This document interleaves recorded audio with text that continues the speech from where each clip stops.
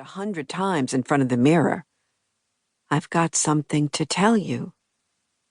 "Could you slow down?" "Oh, you prefer slow?" His hand caressed the wheel. "I can go slow when I need to. What did you say your name was?" He didn't recognize her. He didn't have a clue who she was. How could he not know? She sat rigid in her seat. Was she really that forgettable and unimportant? In this part of town, where everyone was someone, she was no one. She fought the disillusion and the humiliation. "I'm Mandy. I'm from Connecticut."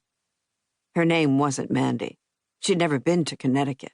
Couldn't even put it on a map. He should know that. She wanted him to know that. She wanted him to say, "I know you're not Mandy." But he didn't, of course, because women came and went from his life, and he was already moving on to the next one. "And you're sure we've met before? I wouldn't have forgotten someone as pretty as you." She had dreams about him, fantasies. She'd thought about him day and night for the past couple of months, ever since she'd first laid eyes on him. But he didn't know her. There was no recognition. Her eyes stung. She told herself it was the wind in her face, because her mother had drummed into her that life was too short to cry over a man.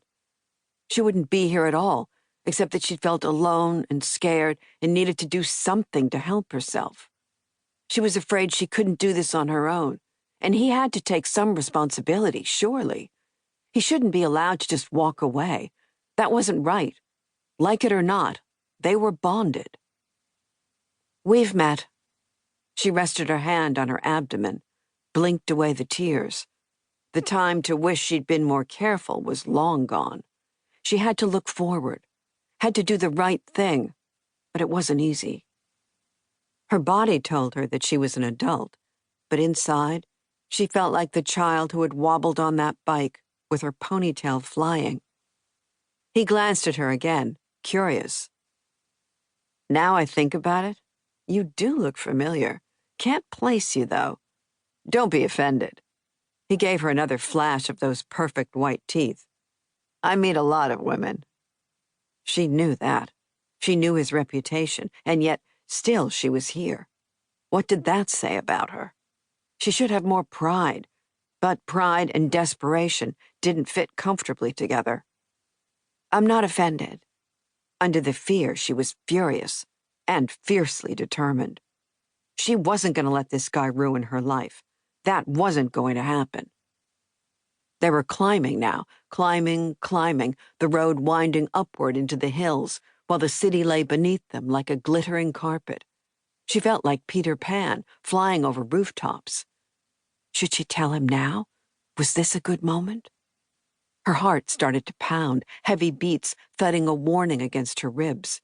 She hadn't thought he'd bring her somewhere this remote. She shouldn't have climbed into his car. Another bad decision to add to the one she'd already made. The longer she waited to tell him, the farther they were from civilization and people. People who could help her. But who would help her?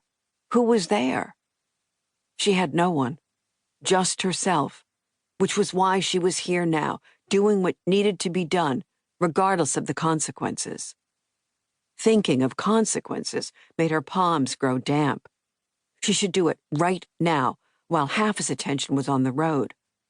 She waited as he waltzed the car around another bend and hit another straight stretch of road. She could already see the next bend up ahead. "Mr. Whitman, Cliff, there's something I need to tell you." Chapter 2. Joanna. Joanna Whitman learned of her ex-husband's death while she was eating breakfast. She was on her second cup of strong espresso when his face popped up on her TV screen. She grabbed the remote, intending to do what she always did these days when he appeared in her life, turn him off. When she realized that behind that standard head and shoulders shot wasn't a sea of adoring fans or one of his exclusive restaurants, but the mangled wreckage of a car in a ravine. She saw the words "breaking news" appear on the screen and turned up the sound in time to hear the newsreader telling